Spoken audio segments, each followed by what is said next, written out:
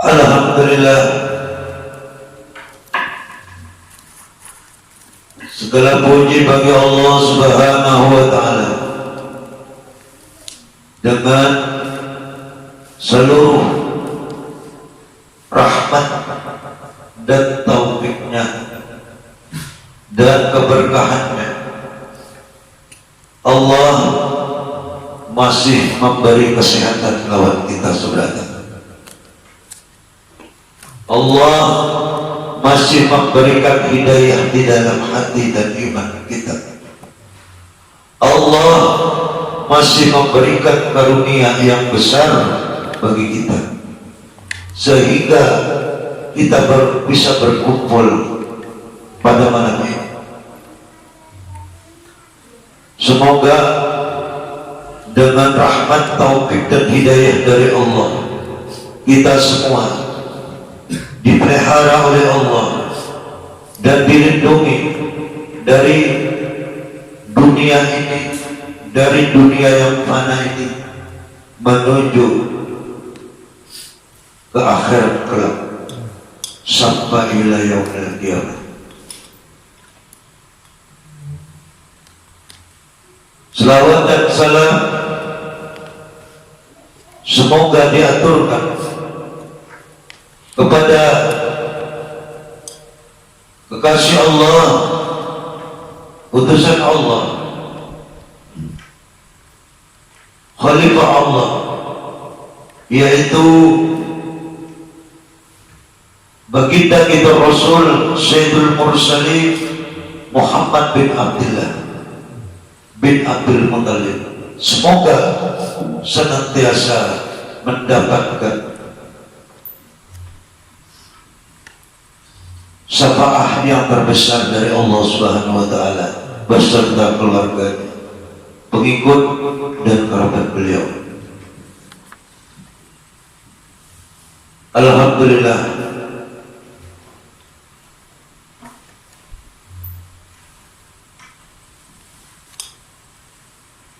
halaman 43 menceritakan atau mengesahkan tentang kedudukan manusia, tentang kedudukan ini, tentang kedudukan. Jangan dikata semua manusia, semua manusia. Ini tentang ijtihad atau kedudukan manusia yang sampai kepada diri dan kepada Allah, yang disebut wali Allah Ta'ala, atau disebut pula sebagai Sayyidul Mursalin,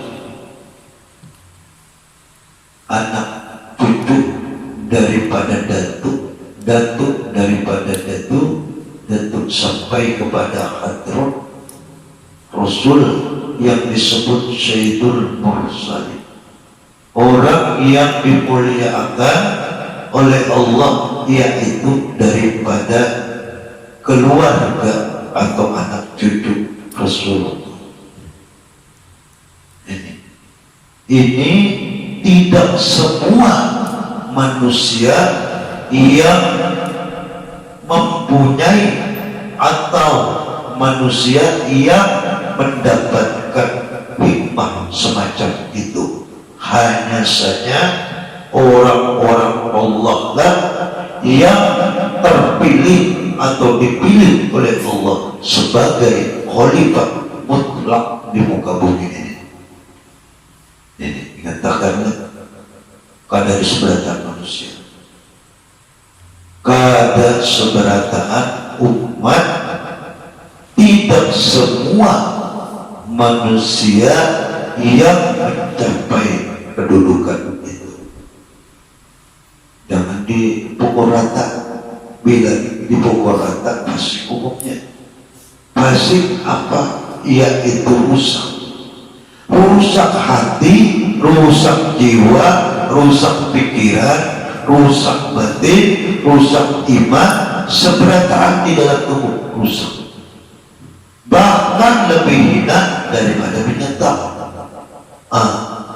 Itu bila sudah hati rusak, jiwa pun akan ikut rusak. Bila sudah jiwa rusak, iman pun ikut rusak kepada Allah. Nah, ini membahayakan lawan kedudukan jiwa manusia untuk menuju akhirat. Dan itu jadi kadar seberataan manusia yang mendapatkan tingkatan atau makom yang disebut insanul kamilun. Hanya saja Allah Ta'ala menjadikan daripada anak cucu Rasulullah sebagai insan kamilun mukammilun. Ini ingatkan, jangan berkaku kalau terdustai, ya kan? Jangan berkaku kalau munafik. Nah, ya kan? Ya kan? Terdustai maka tidak diterima oleh Allah dari awal dusta munafik sampai hari kiamat. Orang munafik itu ada diterima oleh Allah walaupun sembahyangnya 500 tahun, tapi hatinya munafik tetap ada diterima oleh Allah Ta'ala. Ya kan? Nah,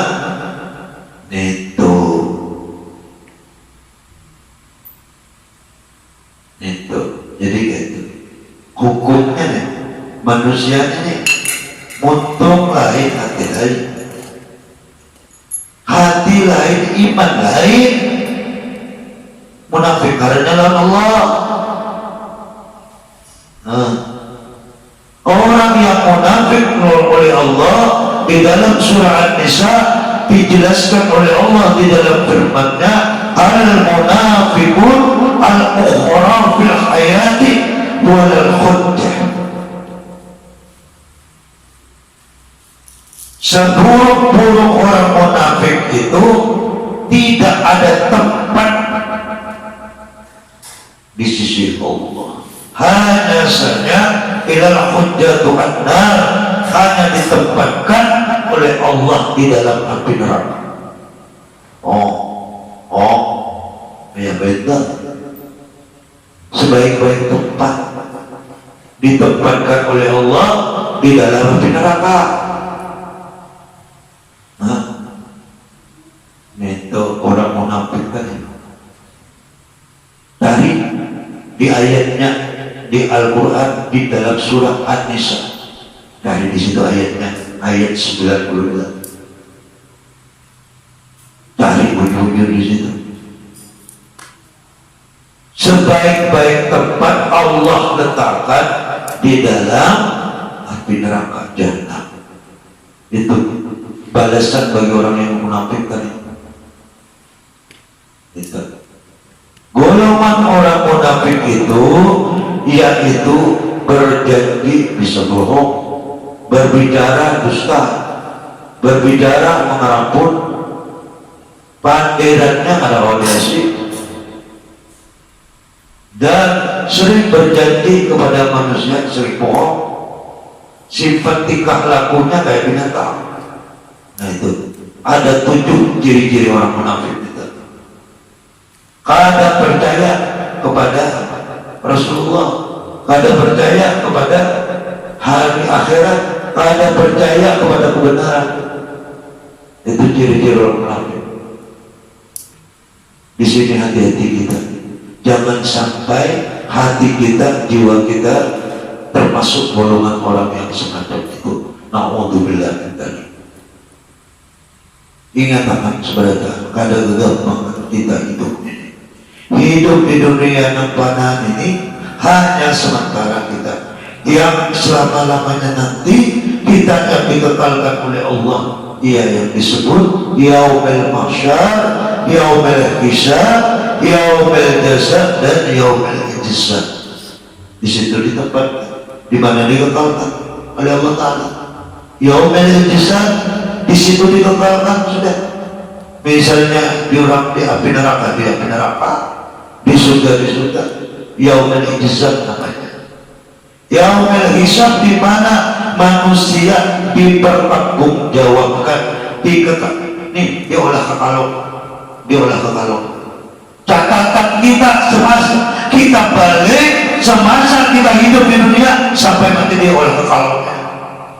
Untung ada kaum bandir, nah bandir tangan yang menyaksikan kaki di hadapan Allah Ta'ala.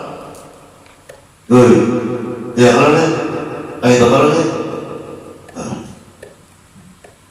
nang bandir ini tangan kita ini, nang jarinya 5 ini, kanan dan kiri, ujar nang kiri. Aku dahulu tahun 2020 melakukan pencurian luar biasa di sana. Kanan dan tangan nang kiri nih, bukan derengkan. Jadi ujar yang kanan, tangan yang kanan pulang. Aku tahun 2019 melakukan sholat berjemaah. Disaksikan lewat batis, lewat kaki. Saksikan. Berbandir sorangan. Tangan yang betulang ini berbandir sorangan. Di hadapan Allah Ta'ala. Gitu. Ujar kanan, ujar tangan dan kanannya. Aku pernah melakukan sesuatu kebaikan, berselawat kepada Rasulullah, melakukan maulid haji kepada Rasulullah, dan selalu menghadiahi kepada anak cucu Rasulullah. Ujar tangan yang kanan tahun 2019. Ujar tangan yang kiri pulang. Aku tahun 2020 bisa mengambil emasnya orang beginian yang behenol. Mengambil emasnya nama behenol. Ujar tangan yang kiri. Berapa sudah? Berapa persen itu? Berapa persen sudah? Ditimbang di hadapan Allah Subhanahu wa Ta'ala di yaumil jasa, pertimbangan amal manusia dan perbuatan manusia di yaumil jasa itu. Itu apakah kita sadar, apakah kita sesuai dengan perbuatan, apakah perbuatan kita disukai oleh Allah atau tidak? Itu bila mana istighfar kita tidak diterima oleh Allah, seumur hidup ibadah kita pun tidak akan diterima oleh Allah. Itu tuh hukumnya di akhirat. Kadang dihukum di dunia hanya resakan jiwa. Begitu juga kedudukan manusia yang menyaksikan batis kita, yang menyaksikan kaki kita di hadapan Allah. Nih amal pahala di kalung, di leher. Pahalanya di kalung. Orang yang ketujuh mencari pahala, pahalanya di kalung, di leher. Sampai ke pusat, sampai pulang ke batis, pahalanya di kalung. Orang yang mencari ridho Allah, maka timbullah akan cahaya imannya. Itu tuh. Nah, dari itu perhitungan yang namanya yaumil hisab dan yaumil jaza, di situ akan tahu makna yang sebenar-benarnya di antara kehidupan kita nanti. Boleh hidup di dunia putar sana putar sini karena untung kita bisa berbicara. mata kita bisa melihat. Nah, rasa masih santai, bahagia. Bila mana manusia nanti sampai di yaumil jaza dan yaumil hisab itu, disitulah akan banyak penyesalan, disitulah akan banyak makna kehidupan, disitulah akan banyak hikmah di dalam kehidupan, karena Allah akan mengekalkan selama-lamanya. Ada lagi siang hilang, malam ada lagi, siang ada lagi, tua ada lagi, anom ada lagi. Ada kegampangan. Maka cintailah Rasulullah beserta keluarga beliau, supaya kita dicintai pula oleh Allah. Ingat itu, jangan sampai menyakiti anak cucu Rasulullah. Jikalau kita hendak dicintai oleh Rasulullah, bila Rasulullah mencintai kita, maka Allah memberi rasa cinta kepada mereka. Itu. Di sini kita paham tentang juriat atau kedudukan manusia yang sudah memberi sumber dari datuk ke datunya, dari datunya ke datunya, dari air ke air sampai kepada Rasulullah. Rasulullah pulang datang memberi kabar, belum anak cucu, wahai si fulan, aku datuk ikan, kesini kamu barang lama. Ujar Rasulullah dalam bahasa kita nih, aku ini datuk ikan, jadi kamu barang aku, supaya aku memberkahi dan memberi sama alam ikan. Nah, kayak itu. Karena air dan air, titik dan titik, sampai menimbulkan hikmah di dalam cahaya nur Rasulullah Sallallahu Alaihi Wasallam. Nah, kayak itu. Bila rasul tersambung nasab itu, bila kada rasul kada mau tersambung, siapapun manusianya. Rasulullah karena dimuliakan oleh Allah, karena menjadi kekasih Allah, karena tugasnya, bukan namanya, tapi tugasnya yang dipikul selama dia menjalankan amanah dan perintah dari Allah Subhanahu wa Ta'ala. Ingat, karena tugasnya, paham? Bukan manusianya, karena tugasnya itulah yang dipikul oleh baginda kita Rasul sampai wafat, sampai hari kiamat. Maka itu kenapa tugas Rasulullah itu bukan semasa hidup aja, bukan semasa beliau mendapatkan titah kenabian dan kerasulan, tapi beliau begitu diperintah sampai hari kiamat. Maka itu tugas itu dibagi-bagi lawan anak cucu yang digadai oleh Allah. Ya, dibagi-bagi supaya sama merasakan. Karena benda Tuhan aja yang memikul, anak cucu harus memikul juga tanggung jawabnya. Itu hanya Rasul. Bila ada itu ada Rasul. Karena suruh nang barat pada Tuhan aja suruh mikul, nang ringan anak cucu karena mau, harus sama-sama memikul. Oh, itu hanya Rasul. Bila ada itu kan Rasul, kalian Rasulullah kayak banyak. Nah itu Pak, kalau lihat sebenarnya ini cerita yang diceritakan tadi, wan nur, bahwa segala sesuatu nur yang ada di dalam jiwa sama nur dari datangnya cahaya itu dari ketuknya.